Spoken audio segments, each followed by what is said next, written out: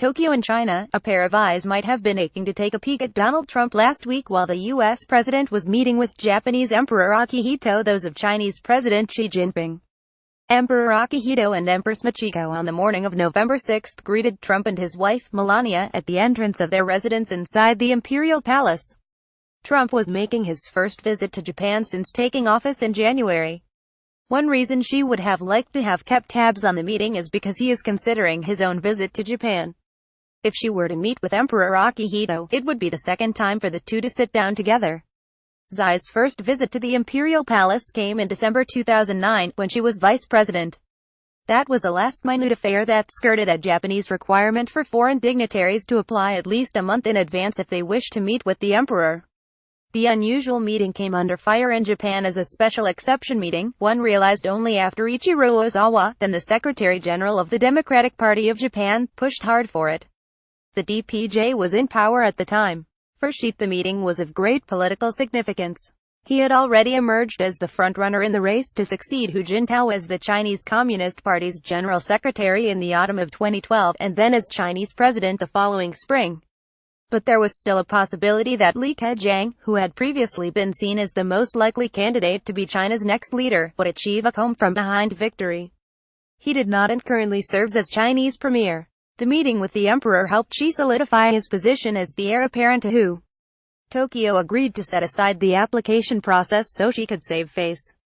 The meeting lasted much longer than initially planned. The emperor is said to have not let Xi leave, enjoying the conversation.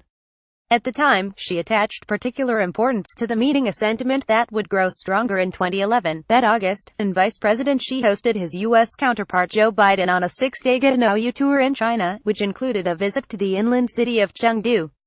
Biden was scheduled to travel to Mongolia and Japan next. During Biden's time in China, Xi asked Biden's entourage if the U.S. vice president had plans to meet the emperor in Japan as he had done himself. "No, not this time," Biden's aide replied. Xi is said to have seemed pleased with the answer. It is the little things that matter in diplomacy. It is not difficult to imagine that Xi felt he had outperformed his U.S. counterpart. To bow or not to bow, Chinese media noted that Trump never bowed to Emperor Akihito. When former U.S. President Barack Obama visited the emperor at the Imperial Palace in November 2009, he approached the emperor with a deep bow as well as a handshake.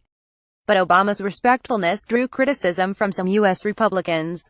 Obama is a Democrat, Trump a Republican. When Xi visited Emperor Akihito in December 2009, he also bowed.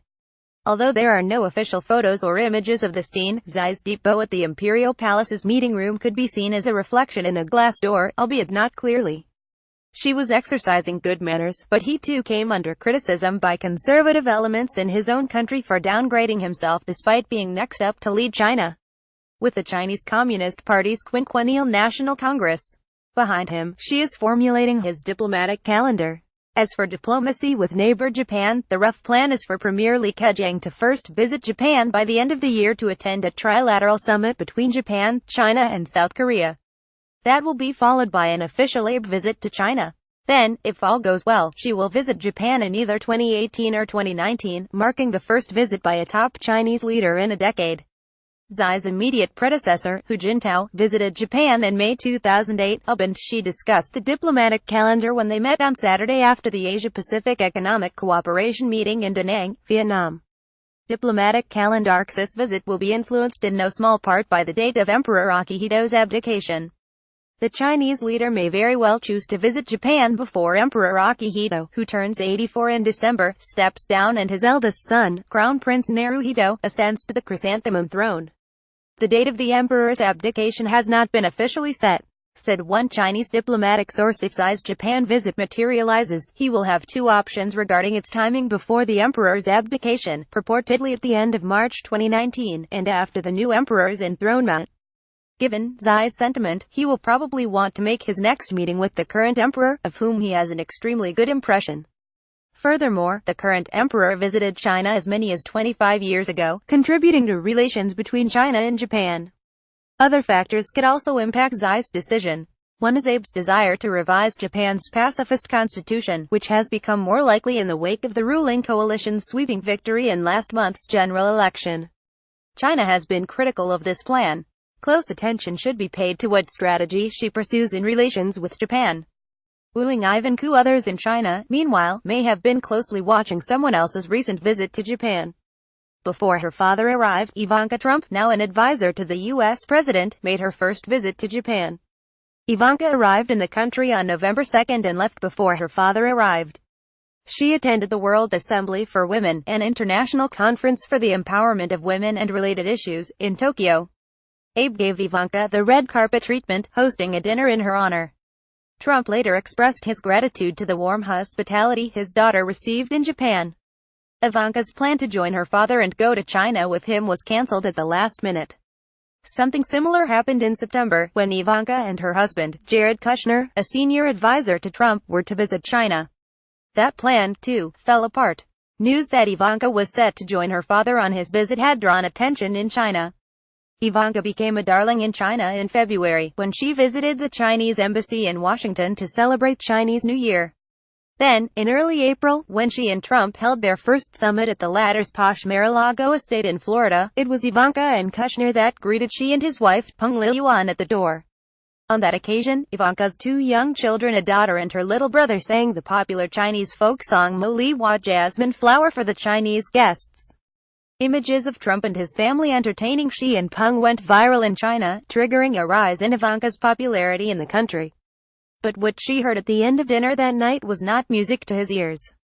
Just before Ivanka's children sang for Xi, the U.S., under Kushner's initiative, launched air strikes in Syria. It was only as the dinner was nearing its end, when Trump informed Xi that the U.S. had conducted the strikes, something China was vehemently against.